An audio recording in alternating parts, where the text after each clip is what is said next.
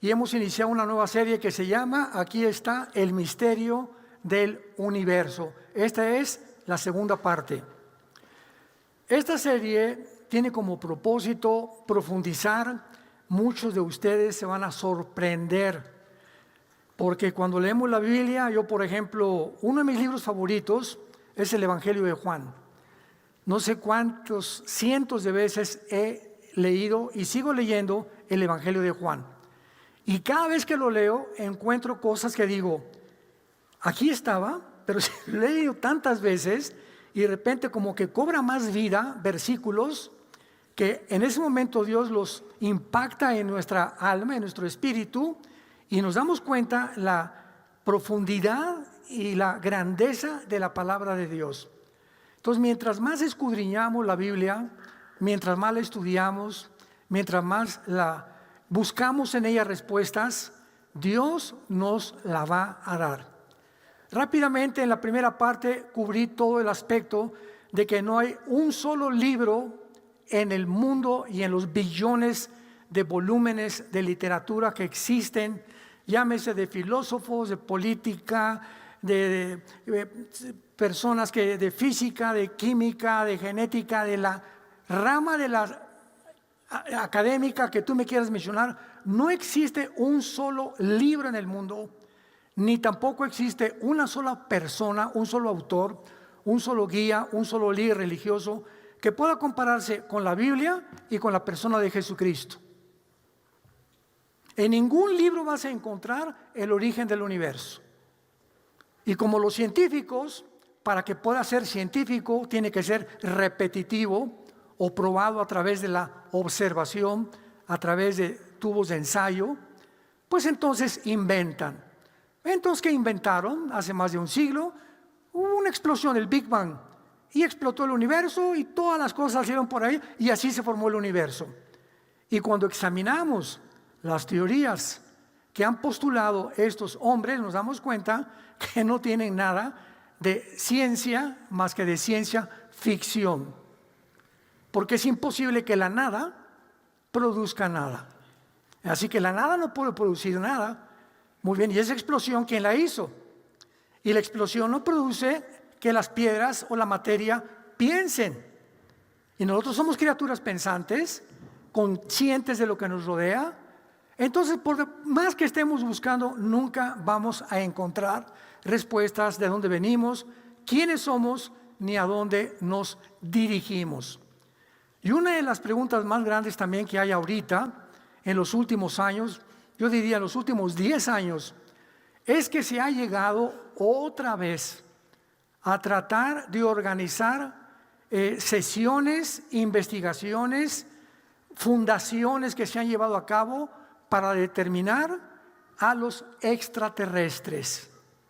Hace 4 días, 5 días en Estados Unidos, en Washington, se juntaron científicos con políticos para firmar de testimonios de pilotos por aquí y por allá, que los ovnis son objetos voladores ya no identificados, sino que están seguros que están tripulados por seres de otros planetas.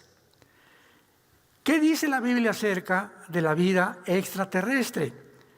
¿Acaso realmente los cristianos conocemos el universo? Rápidamente me adelanto a lo que vamos a desarrollar con mucha calma. El universo está formado de la siguiente forma.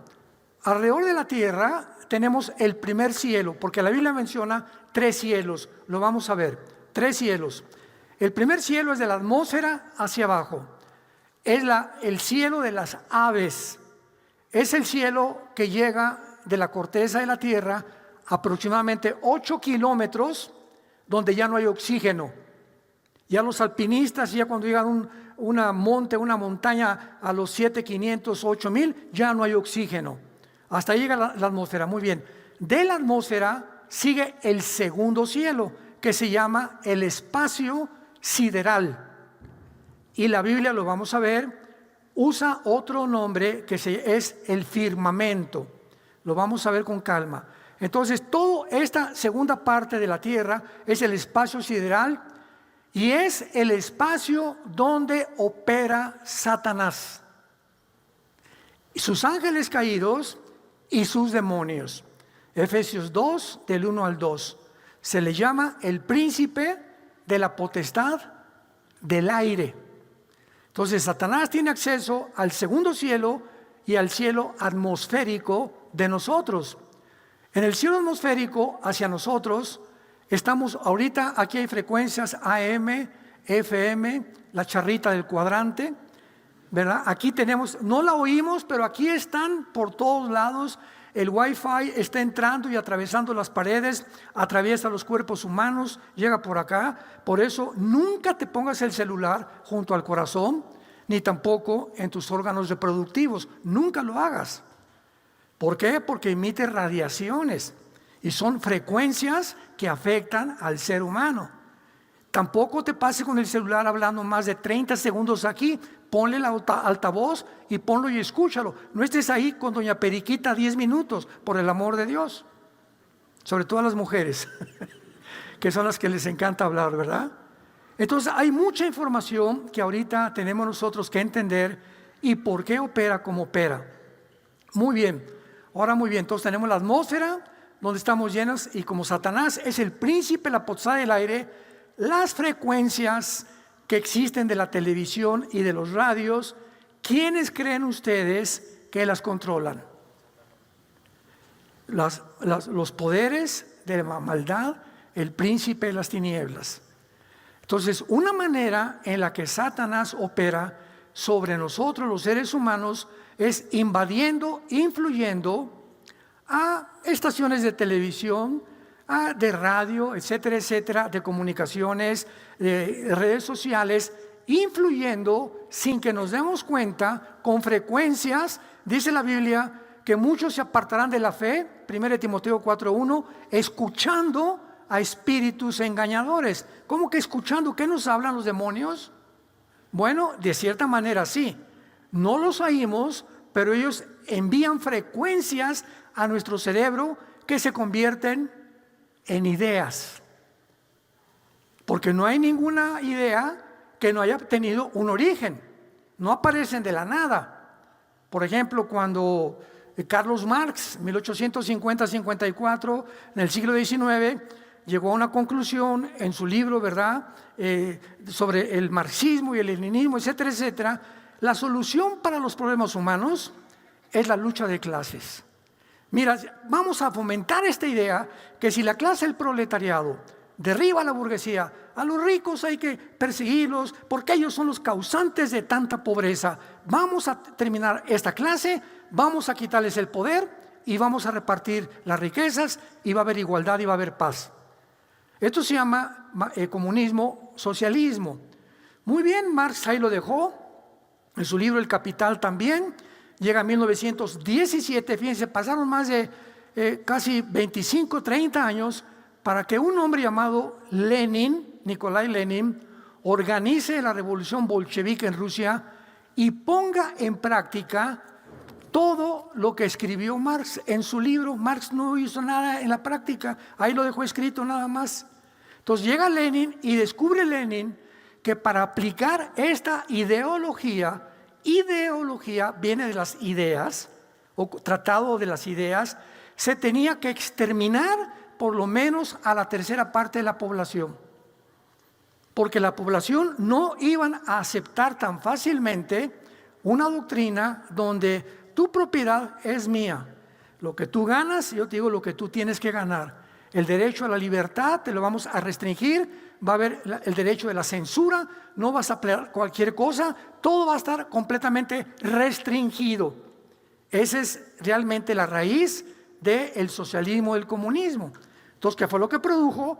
Otra revolución y comenzaron a matar 55, 60 millones de personas. Lenin, Mao Zedong, José Stalin, etcétera, etcétera. Terminó con Cuba, vamos a poner dijo Fidel Castro, cuando él entró en el 59-60, él no era comunista, vamos a sacar al dictador Batista que está explotando a la gente, y al año él comienza a recibir estas ideas y convierte Cuba en una isla que hasta este momento sabemos que es de lo más pobre que existe en el continente americano. Ahora, muy bien, La historia nos demuestra que este sistema fracasó porque se ha querido volver a desenterrar. Y se continúa o se quiere volver a aplicar como una doctrina en muchas naciones de Europa, el continente americano, en África, sobre todas las cosas. ¿Por qué el hombre es tan terco de que la historia nos enseña que no aprendemos de la historia? Si algo fracasó, ¿por qué voy a recurrir otra vez a desenterrar al muertito cuando ya se demostró social, culturalmente, filosóficamente que no funciona? Porque, escuchen esto, no hay otra opción. ¿Cuál es la otra opción? La democracia, el capitalismo, mercado libre. ¿Y qué pasa en este caso? Que en este caso, cuando el pueblo tiene democracia, demos pueblo, kratos gobierno. ¿Qué es una democracia? El pueblo gobierna. Cuando hicieron la constitución en Estados Unidos, le pusieron en la constitución we the people, nosotros el pueblo, no el gobierno, nosotros el pueblo. E hicieron la segunda enmienda de la constitución que le da el derecho a todos los norteamericanos a usar armas. En Estados Unidos cualquiera puede tener una pistola aquí guardada y cualquiera puede tener, hasta puedes tener una ametralladora en tu casa. Los mercados de armas en Estados Unidos, y ahora con tantas balaceras que ha habido, pues claro que le echan la culpa a la segunda enmienda y la quieren quitar. Pero ¿por qué es esta enmienda? Para que el pueblo, en el caso que el gobierno no funcione, el pueblo tome el poder. Y llega esta ideología contraria y desarma al pueblo para que sea una revolución, sea el gobierno el que la detenga y no el pueblo el que quite a los gobernantes. Cuando estudiamos todo esto ya profundamente, nos damos cuenta que todo esto es el resultado de la ignorancia de cómo funcionan los gobiernos, que es lo que está en pleito ahorita, que Trump, que ahorita, que el Medio Oriente, ya son genocidas los judíos, y esto y por aquí y por allá, este Charles Kirk, que acaban de matar de un balazo, un activista, muchacho de 31 años, cristiano, defendiendo a todos los estudiantes de las universidades para poder desprogramarlos de todas estas ideologías, lo matan. ¿Y con qué propósito? Que no le conviene al mundo, escúchame, conocer la verdad. Dice Juan capítulo 3, y esta es la condenación, es Cristo hablando, que la luz vino al mundo y los hombres amaron más las tinieblas que la verdad. ¿Por qué no vienen a la luz? Porque no quieren que sus obras sean expuestas, sean manifiestas. Por eso huyen de la luz.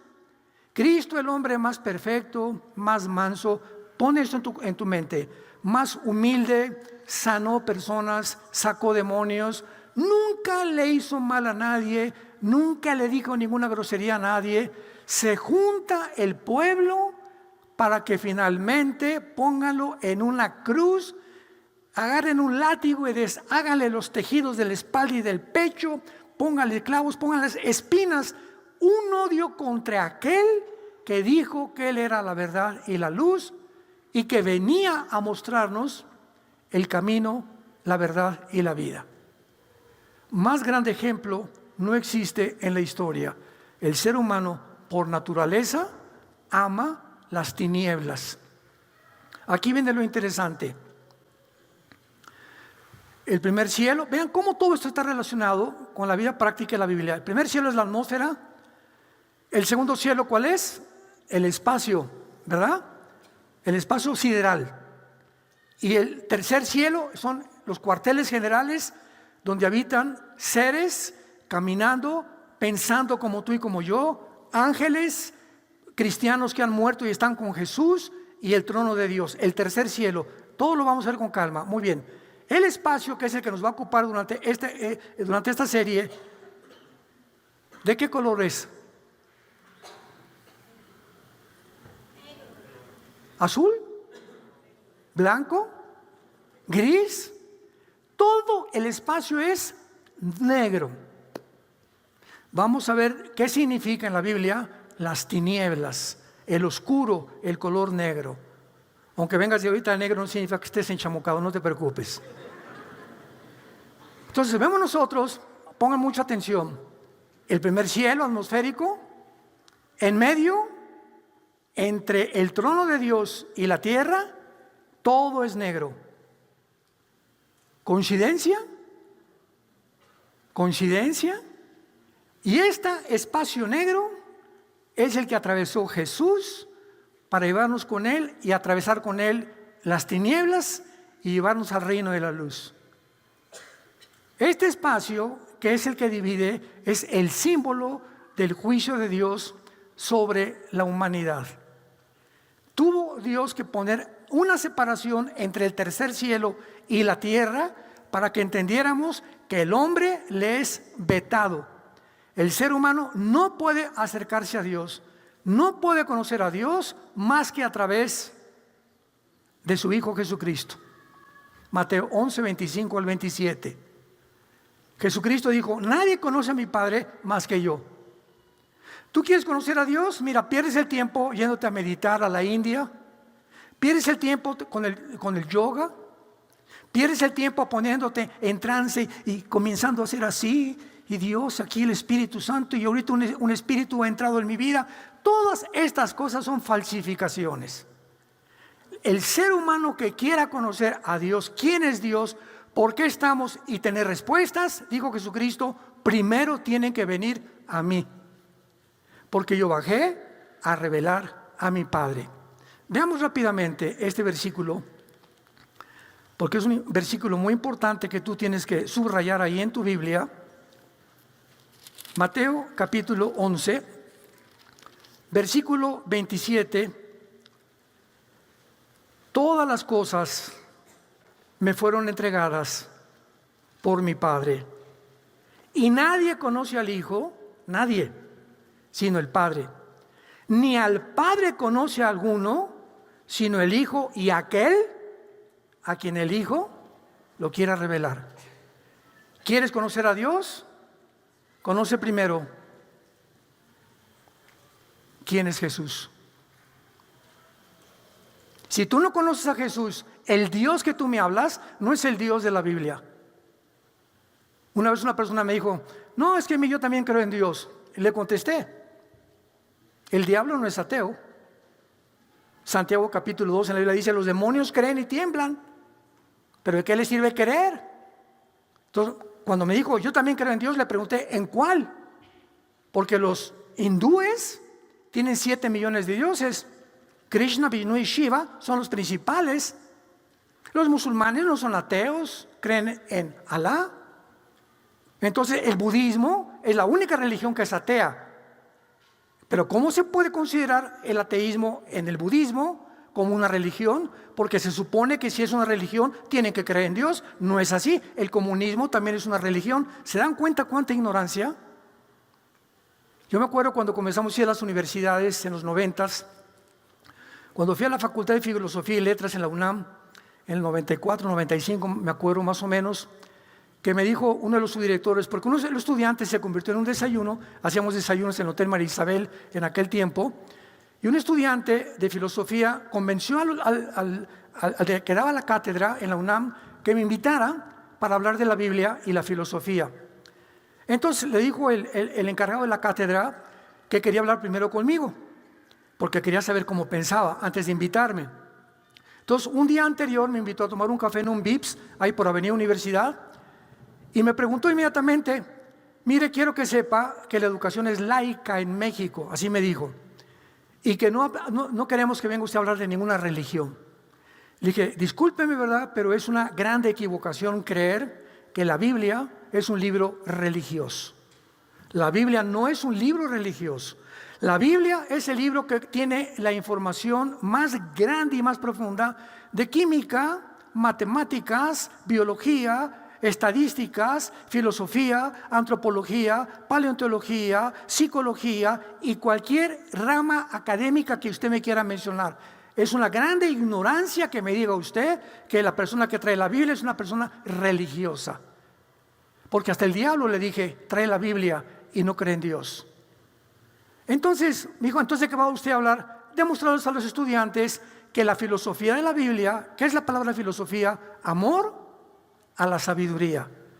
Y en este caso, pues todos los seres humanos somos filósofos, porque significa amar lo que yo pienso. Una persona filósofo, que todos los seres humanos somos filósofos, si tú amas la inmoralidad, la pornografía, ¿por qué la amas? Porque está aquí y te gusta. Y entonces, ¿qué haces? Lo llevas a la acción. Nuestros pensamientos los ponemos en la acción. Las ideas nos llevan a la psicología a la filosofía, y la filosofía a actuar y a decir y hablar y actuar conforme a lo que pensamos. Tú haces lo que haces porque primero lo pensaste. Si tú eres una persona perversa, es porque amas la perversidad en tu mente. Si no puedes ver a una muchacha y la desvistes desde que tú la ves a una muchacha de los pies a la cabeza, es porque en tu mente está perversa, porque amas esos pensamientos. Entonces actúas conforme a lo que piensas. Entonces tu filosofía, ¿qué es? La inmoralidad. Entonces todos somos filósofos de alguna forma, porque todos amamos algo en nuestra mente. Dios baja al mundo, manda a Jesucristo, nos deja la Biblia y me dice: Armando, quiero sacarte todas las programas que tienes en tu mente, que pusieron tus maestros, tu abuelita, tu madrina, tu compadre, tus amigos. Estás envirulado. Nacimos envirulados, porque la mente es como una computadora. Cuando tú prendes tu computadora y ves un programa, ¿quién lo puso? Pues el software, ¿verdad? Tú lo metiste. La computadora te da lo que tú le metes. ¿Qué es lo que haces? Lo que metiste en tu mente. Entonces, como tenemos una información equivocada, cuando nos convertimos, esto es lo que nos lava el cerebro. Así me dijeron una vez. También en el Politécnico Nacional, di 3 conferencias en el Politécnico, y me dijeron ustedes: usted viene a lavarnos el cerebro. Y le dije: porque usted le lavando el cerebro. Y me preguntaron: ¿quién se lo lavó? Y le dije: lo necesitaba, Jesucristo me lo lavó.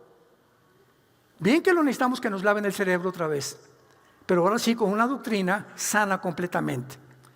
Entonces es muy lógico, ¿verdad?, que nosotros podamos entender cuando venimos a la Biblia por qué el ser humano se encuentra al borde de una tercera guerra mundial. Vamos a entrar ya a esta serie. Abran sus Biblias, los que la trajeron, los que no la trajeron, siéntense con un cristiano. Venir aquí sin Biblia es el colmo de los colmos. Hablando de amar algo. Génesis capítulo 1. Al contrario de lo que nos enseñaron nuestros maestros, escúchenme, jóvenes universitarios, o si hay maestros aquí, escuchen esto. Al contrario del programa que nos pusieron, y que inclusive se llegó a aceptar como algo, una realidad, porque muchos están convencidos que el universo fue hecho por una explosión, aunque no hay ninguna evidencia científica. Todos están convencidos, la mayoría, que venimos de chita, de una amiba, de una evolución progresiva, y que fue evolucionando todo. Cuando se descubre la genética, se echa por tierra completamente la teoría de la evolución. 1954, el doctor Watson y el doctor Crick les dan el premio Nobel de Medicina por descubrir el ADN, el ácido desoxirribonucleico, que demuestra que es imposible la mutación entre una especie contra otra especie. Pero se sigue enseñando en las universidades. ¿Por qué? Porque la otra opción es esta. No hay más que esta otra opción. Entonces, para que una persona que ha sido adoctrinada, que venimos del chango, que esto y el otro, y que vamos a evolucionar, como dijo Klaus Schwab, el director del Foro Económico Mundial, hace algunos meses, vamos a crear una super raza. Cuando vino la eugenesia de Inglaterra a principios del siglo XX, con el propósito y la cortina de humo, vamos a mejorar al ser humano. ¿Cómo? Vamos a comenzar a esterilizar, a castrar, vasectomías, abortos, para que ya no haya una raza tan defectuosa. A los imbéciles, a los idiotas, a los tarados, a los mancos, a los retrasados mentales, a los que nacieron con problemas, vamos a eliminarlos. Se llama eugenesia. ¿Y qué produjo la eugenesia? Hitler dijo: con permiso, y la adoptó y la puso en práctica con los nazis. Y su doctor José Mengele fue el que comenzó a hacer ese experimento, porque Hitler soñó que podía crear una raza nórdica, blanca, rubios, de ojos azules, de color blanco, de piel, etcétera, etcétera, y mejorar la raza humana porque creía en la evolución. ¿Ven lo que hacen estas teorías? La teoría de la evolución produjo el ateísmo, la eugenesia, el marxismo después cuando lo llevaron a la práctica, y todo el ateísmo y todas las demás, porque si somos animales, ¿qué propósito tengo de ser fiel a mi esposa? Hay muchas chavas mejor que mi esposa. Y aquí en la vida la cuestión es hacer dinero, pues vamos, de alguna forma el que tranza no avanza. ¿Para qué tengo convicciones? ¿Para qué tengo que morir como mártir por mis ideas? Como murió este muchacho Charles Kirk hace algunos días, muchacho de 31 años, que se pasó defendiendo a Jesús, a la Biblia, a las universidades, tratando de desprogramarlo. Lo mataron, claro, porque el mundo odia la luz, la verdad. Y se repite, y se repite, y se repite la historia. Entonces la única opción es, si no creo en la evolución, ¿en qué voy a creer? Dios creó los cielos y la tierra. Ahora, tú me dices que crees en la evolución y que crees en la teoría, porque son teorías, especulaciones, hipótesis de una explosión en el espacio, sabiendo que es antifísica de la segunda ley de termodinámicas, sabiendo que es antibiológica y sabiendo que es antigenética. O sea, la ciencia te contradice. Yo te enseño lo que dice la Biblia bajo la ciencia. ¡Qué increíble! Lo que está aquí está comprobado científicamente. Y es el propósito de lo que vamos a estudiar. Porque ya es hora que despertemos y que creamos a la verdad.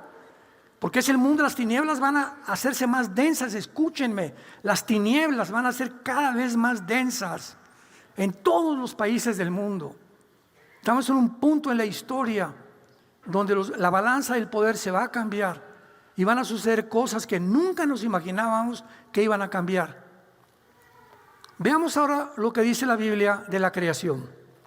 Versículo 1. Comenzamos con el versículo 1.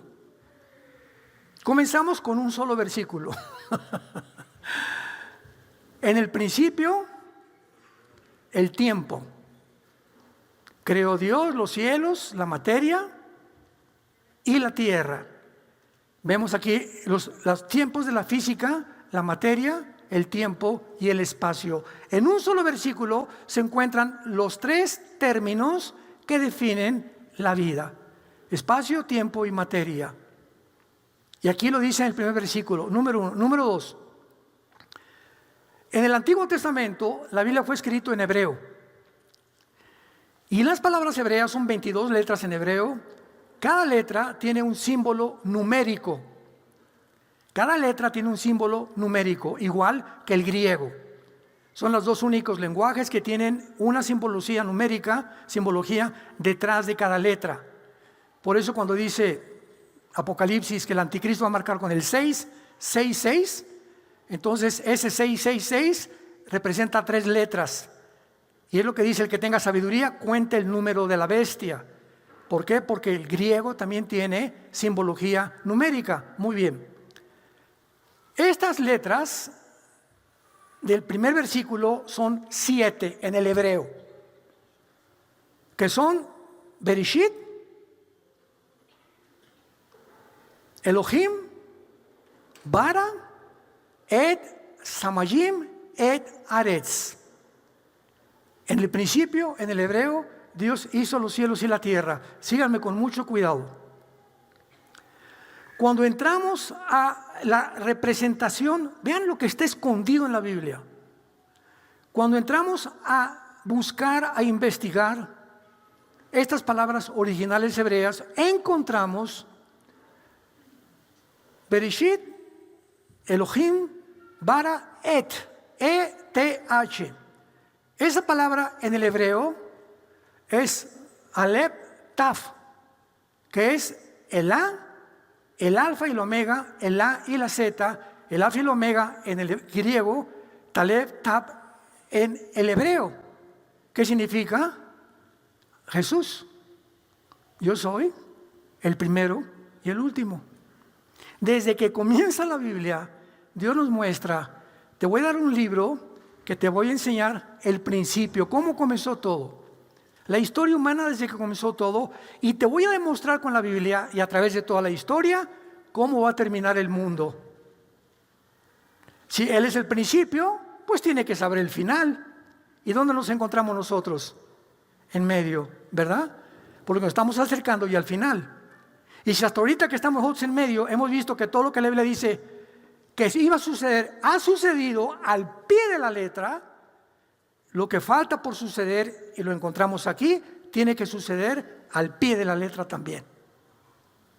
Un ejemplo, nada más en la crucifixión de Cristo se cumplieron 33 profecías.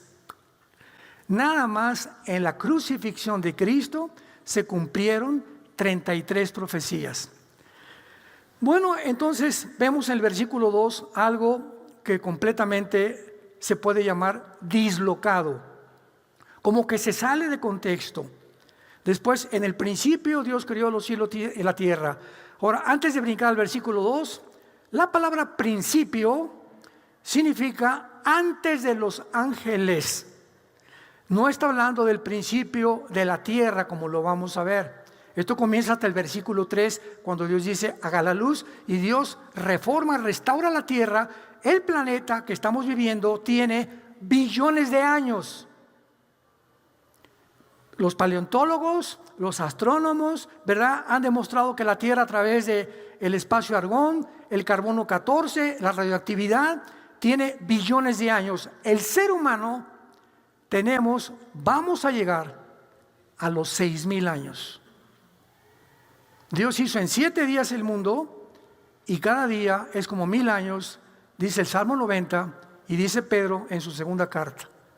Entonces son 6 días que representan 6,000 años, y el séptimo Dios reposó, que es el milenio al que vamos a entrar, que van a ser nuestras vacaciones, no en Cancún, sino aquí mismo en la tierra, pero con una tierra completamente restaurada.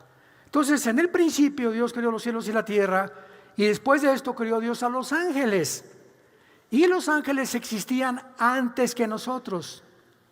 Cuando la primera pareja humana fue colocada en el huerto del Edén, ya estaba ahí Ahmash en el hebreo, que significa el resplandeciente. No era una serpiente, se tradujo una serpiente, pero es como Jesús dice, yo soy la puerta, yo soy el pan que descendió a la vida. Son metáforas. Era Satanás ahí en el huerto del Edén. Él ya había caído. El mal ya existía en el universo. Entonces nosotros fuimos creados después de los ángeles. Dice Job 38, lo vamos a ver, que cuando Dios hacía la tierra, y dice que la medía, la tierra tiene que tener una distancia exacta hacia el sol para que no se quemen los que están aquí. Les voy a dar una vuelta a la tierra en 24 horas para que tengan primavera a través del sistema de rotación y de traslación, verano y otoño, para que mientras más cerca del sol, pues el verano, que tengan también época para que no se aburran con pura primavera, que la tierra gire en 24 horas sobre su eje de una forma constante. Preguntas, señores científicos que me escuchan, ¿quién le da velocidad al mundo? Ya no digo Virgen de la Macarena porque ya me regañaron. ¿Quién le da la velocidad a la tierra? Hay una ley física que dice lo siguiente: toda velocidad es proporcional a la fuerza aplicada. Me explico. Yo agarro una canica y le hago así, ¡paz! Muy bien, la canica sale disparada con una velocidad determinada, pero se tiene que parar, ¿verdad? ¿Por qué? Porque la fuerza que le apliqué solamente le dio esa distancia. Agarro una flecha con un arco y la disparo, la flecha va, pero la flecha que hace tiene que caer. Porque la fuerza del arco es la velocidad que le dio. La velocidad es proporcional a la fuerza que se le aplicó. Entonces, ¿por qué no se aplica esta ley física a la tierra? ¿quién le hace quién le hace a la tierra que se mantenga en 24 horas?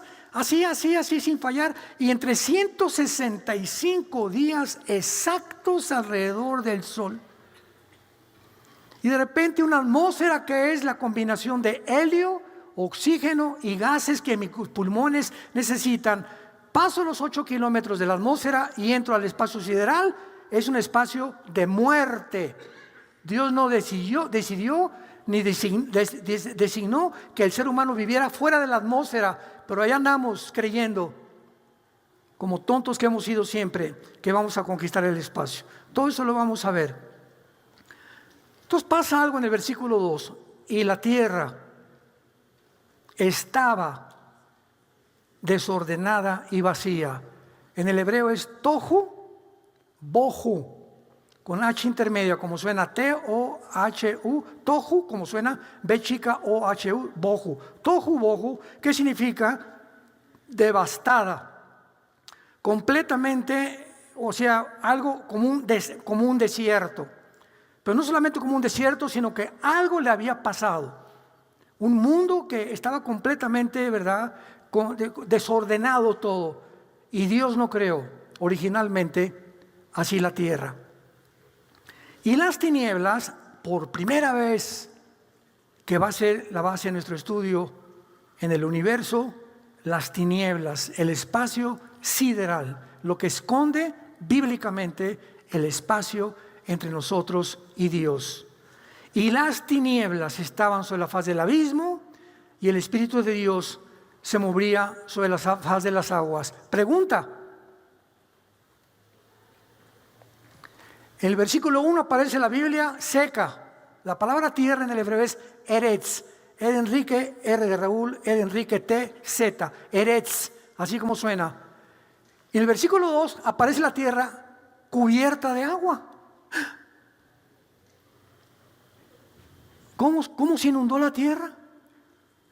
Y lo primero que hace Dios es tener que separar las aguas de las aguas para hacer la atmósfera que quedara bajo las aguas del mar y creara la atmósfera entre el espacio sideral y nosotros. Cuando ponemos atención a la Biblia, nos damos cuenta que estos detalles que lo explica la física, las matemáticas, la biología, etcétera, etcétera, es increíble. Solo Dios lo pudo haber hecho y lo pudo haber preparado de esa manera. Y nos brincamos rápidamente, antes de seguir adelante, al versículo 11 y 12. Yo le llamo el acabose. Yo cada vez que me reúno, ahora les pido, tengo una reunión en Houston el 26 de septiembre, es un viernes. En nuestras redes pueden conseguir la dirección y todo, va a ser una cena de gala. Y pues van a ir muchas personalidades, etcétera, etcétera. Y siempre me ha gustado, ¿verdad?, tener debates. Pero mi especialidad y mi plato favorito son los ateos. Porque ya es insostenible el ateísmo filosóficamente. Pero una de las preguntas más maravillosas para demostrar, mi conferencia ahí en Houston va a ser las evidencias de la Biblia. Voy a demostrar por qué la Biblia se llama la palabra de Dios. Y Dios nos ha llamado para defender el Evangelio y lo que está escrito. ¿Quién es un cristiano? Un defensor de la fe. Pero si no la lees ni la estudias, en tu escuela te van a hacer pedazos y no vas a saber cómo contestar. Vean lo que dice en Génesis 1, 11 y 12. Y después dijo Dios: produzca la tierra hierba verde, hierba que dé semilla, árbol de fruto que dé fruto, según su género. Según su género, no hay más que dos géneros. Según su género, que su semilla esté en él sobre la tierra. Y fue así. Produjo la tierra hierba verde, hierba que da semilla, según su naturaleza, árbol que da fruto cuya semilla esté en él, según su género. Y vio Dios que era bueno, y fue la tarde y la mañana el día tercero. Les explico. Esto que acaba de leer se llaman las leyes inexorables de la genética, que hasta 1954 Jesús mío. Hasta el siglo pasado el doctor Watson y el doctor Crick, norteamericanos, les dieron el premio Nobel porque descubrieron el ADN. Y descubrieron lo que dice la Biblia hace siglos. ¿Qué es lo que acabamos de leer? Las uvas van a tener en su semilla un ADN que va a producir esa semilla los minerales, los nutrientes que solo la semilla de la uva va a tener. La naranja va a tener en la semilla ahora sí podríamos llamarle un chip o un programa es mejor la palabra, para que pueda producir naranjas, el color amarillo de las naranjas, y para que tenga los minerales que no va a tener la uva. La manzana, la reina de las frutas, va a tener esto, y todo está escondido en su semilla. Tú no puedes sembrar una semilla de manzana que te dé naranjas. ¿Por qué? Porque solo la semilla de la manzana tiene el ADN, tiene el programa para que sea conforme a la semilla que tú sembraste. Los perros van a tener un esperma para que se cruce con una perra y nazcan chivos, borregos. No, que nazcan caninos. Hay Bailler y hay Golden Doodle y hay Doberman, pero son caninos. Los equinos, los caballos, hay caballos de árabes, hay caballos de cuarto de milla, hay caballos de carrera, hay caballos de salto, pero son equinos. Nunca cruzas un caballo con una burra. ¿Por qué? Porque cuando la burra vaya a parir, va a parir una cosa híbrida, una mula. Y la mula se quedó solita, nació híbrida, porque se violaron las leyes de la genética. No se pueden mezclar dos semillas, un perro, el ADN del perro con el gato, ni la jirafa son jirafas, no se mezcla con el hipopótamo. ¿De dónde sacan que todos venimos de chita? ¡Qué ridiculez! Eso es ciencia ficción. Las leyes de la genética lo contradicen, pero lo siguen enseñando por el amor de Dios. Jesús, María y José y el burrito que las acompaña. Lo siguen enseñando como si fuera científico, porque no tienen otra opción. Tienen que lavarles el cerebro a nuestros hijos para que salgan adoctrinados, y pues sí, venimos de evolución y vamos a mejorar la raza y esto y el otro, y es la forma en la que ellos desencadenan completamente y se desvían y se los lleva el mundo, porque nunca conocieron la verdad. ¿Cómo es posible que desde que esto está escrito hasta 1860 Mendel, un monje, hizo los primeros experimentos con chícharos de las leyes de la herencia? Comenzó a buscar chícharos y vio que si un chícharo verde se cruzaba con otro, nacían verdes. Ni en las plantas se pueden cruzar tampoco. Una higuera va a producir higos. Jesús dijo: por el fruto lo conoceréis. La manzana produce manzanas, el papayo produce papayas, etcétera, etcétera. Porque a cada fruta, a cada esperma, a cada jirafa, a cada pez, a cada ave, Dios le puso un programa para que se reproduzcan conforme al programa que Él les implantó. Y así es como vemos nosotros que la naturaleza se reproduce. Entonces, después de que vemos esto, vemos rápidamente el capítulo 1, versículo 26 al 27, que Dios dice, después de que hizo todo esto, que nos puede llevar un año estudiando con detalles lo que hizo Dios: hagamos al hombre que salga de chita. Eso dice. Que salga y se reproduzca de una amiba, y que se reproduzcan todos los seres vivos y las aves y los peces, todo, de un solo esperma. Hagamos al hombre a nuestra imagen, conforme a nuestra semejanza, y señoreo, o sea, y que gobierne sobre los peces del mar, las aves de los cielos, las bestias en toda la tierra, animal que se arrastra. Y creó Dios a su imagen al hombre, a imagen de Dios lo creó, varón, que es la palabra sacar con Z en el hebreo, sacar con K, y hembra, que es nekeia en el hebreo. Va a ser macho y hembra. No hay más que, ¿cuántos sexos? Perro y perra, caballo y yegua, toro y vaca, jirafa y jirafo, hipopótamo y hipopótama. En todas las especies que existe el macho y la hembra. En toda la creación, conejo, coneja. Se llama el sexo, el medio que usa Dios para que nos reproduzcamos, y nos tenemos que reproducir conforme a el ADN que tenemos. Y ahora que el mundo ha llegado a enloquecer en el siglo que tenemos, de tratar de hacer cruzas, pues ahora vamos a tomar que la araña produce un hilo increíblemente resistente, vamos a cruzarlo con un pollo o con un ratón, y vamos a crear después vamos a mezclar diferentes especies y vamos a crear un hombre araña, y vamos a crear un superhéroe o un Superman, una superraza, que es lo que están tratando de hacer ya los científicos en laboratorios clandestinos, que lo intentaron con la eugenesia, lo intentaron con la evolución, lo intentaron con la genética, y lo culminó los nazis cuando llegaron al extremo de querer crear una nueva raza nórdica. ¿Cómo te pones a pensar eso? ¿Y cómo puede el ser humano llegar a tanta estupidez?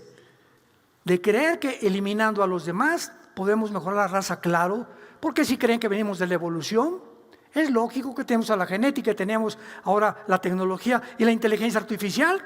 Usemos la tecnología para crear un mejor ser humano.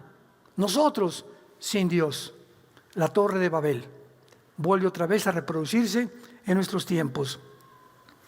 Hermanos, esta serie va a ser bastante buena, yo se los recomiendo con todo mi corazón. Créanme que esta semana Yeshua, que es el director de multimedia aquí, le mandé 3 veces, le dije, voy a predicar sobre esto el lunes, y me puse a orar, y el miércoles me cambió Dios, no, tú vas a predicar de esto, y después creí que era Dios, ¿verdad? No oré con mucha fe. Luego hasta este viernes, antier, me dijo Dios, ¿verdad? Tenía los mensajes, vas a predicar de esto. Y es precisamente después de cambiar 3 veces el mensaje, me ha pasado muchas veces, me ha pasado que estando aquí, me cambia Dios el mensaje. Y de repente yo tenía mis hojas aquí y da todo y de repente el Espíritu Santo, lo siento, que comienzo a abrir la Biblia y pues sigo predicando y me doy cuenta que es lo que Dios quería que ustedes escucharan. Pero así es la forma como Dios nos dirige. Y esta serie, créanmelo, Dios me ha impactado profundamente, porque es el tiempo de conocer muchas verdades. Pero si no comenzamos con la Biblia, con la A, la B y la C, ¿cómo quieres explicarte? Ay, ¿por qué Dios esto? ¿Y por qué Dios manda matar? ¿Y por qué los tsunamis? ¿Y por qué el holocausto? Oye, si no entiendes las cosas elementales y terrenales, si no entiendes los quebrados, las sumas y las restas, ¿cómo quieres entender el álgebra o el cálculo diferencial a los 6 años, chamaco con cabeza de aguacate? Allá está el ser humano, los maestros y los ateos, y por acá y por allá, y esto y el otro, y esto no existe. Y así está el mundo de loco. Y los únicos que podemos tener nosotros la luz somos tú y yo. La única luz, aquí está, la única luz se encuentra en este libro. Y ahorita, para esta hora hemos nacido, para dar a conocer el glorioso evangelio del amor de Dios en esa cruz, donde Cristo abrió sus manos, fue muerto, fue crucificado, fue enterrado y a los 3 días fue resucitado, para que tú y yo tuviéramos el perdón de nuestros pecados y la vida eterna. ¿No quisieras tú en esta tarde invitar a Jesús a tu corazón? Inclinemos la cabeza. Con tu rostro inclinado, Dios te está hablando a través de la Biblia, que Él muestra su amor por tu vida, que estando tú en la condición en que te encuentras de pecado, así como estás de sucio o de sucia, Dios te quiere perdonar y quiere olvidarse de tu vida pasada para siempre. son las buenas noticias del Evangelio de Jesucristo. Que Dios estaba en Cristo reconciliando consigo al mundo, no tomándonos en cuenta nuestros pecados. El que no conoció pecado, por nosotros se hizo pecado, para que nosotros fuéramos hechos la justicia de Dios en él. Mas Dios muestra su amor para con nosotros y de tal manera nos ha amado que nos da a su Hijo unigénito, para que si tú en esta tarde le abres tu corazón, no te pierdas y el día de tu muerte mueras en paz. Qué maravilloso morir en paz, no angustiado ni con miedo de irse al infierno. Imagínate despertar de la muerte y encontrarte en un lugar peor, porque ahorita el mundo es como un basurero que cada vez se pudre más y más y más. Dios viene pronto a sacarnos de este mundo en el arrebatamiento de la iglesia. Viene muy pronto ya, pero te da la oportunidad que creas en Él. ¿Qué tengo que hacer?, me preguntarás. Simplemente dile desde el fondo de tu corazón, con un amor nacido de tu alma y de tu corazón: Señor mío y Dios mío, perdona mis pecados. Creo que te he ofendido con mi vida seriamente y que merezco la muerte eterna. Pero he escuchado hoy que tú tienes misericordia de mí. Creo que en esa cruz abriste tus manos, derramaste tu sangre y me has perdonado. Creo que a los 3 días venciste la muerte. Te levantaste de la tumba para darme la esperanza a mí en este momento, que después de mi muerte te volveré a ver y seré saciado de tu gloria, de tu conocimiento, de tu esperanza, de tu sabiduría por toda la eternidad. Por lo que te pido, Jesús, que entres a mi vida como mi Señor y mi Salvador, porque te lo pido en tu nombre precioso, que es un nombre sobre todo nombre. Amén. Gracias a Dios por este libro. Los cielos y la tierra pasarán, filosofías se están derrumbando, todo el mundo ante nuestros ojos se está derribando ahorita, pero aquí está la palabra de Dios, la única verdad inmutable. Dice la Biblia: porque Dios, queriendo a los herederos de la promesa darles la esperanza en la inmutabilidad de su consejo, interpuso juramento, para que por 2 cosas inmutables, en las cuales es imposible que Dios mienta, tengamos una firme esperanza, que es el ancla más segura y más firme de nuestra alma, donde entró Cristo a través del velo como nuestro precursor. Hebreos capítulo 6. Imposible que Dios mienta, nos dejó una esperanza, es nuestra ancla. Como un barco, tienes a Cristo y en la vida te anclas. Van a venir los vientos, las lluvias, los tsunamis y nada nos va a tumbar, porque nuestra plataforma, nuestro fundamento es la palabra de Dios. Y es el tiempo que tú hagas ya el fundamento de tu vida, de tu matrimonio, de tus hijos, de tu trabajo, la palabra de Dios. Que Dios los bendiga, que tengan mucha paz.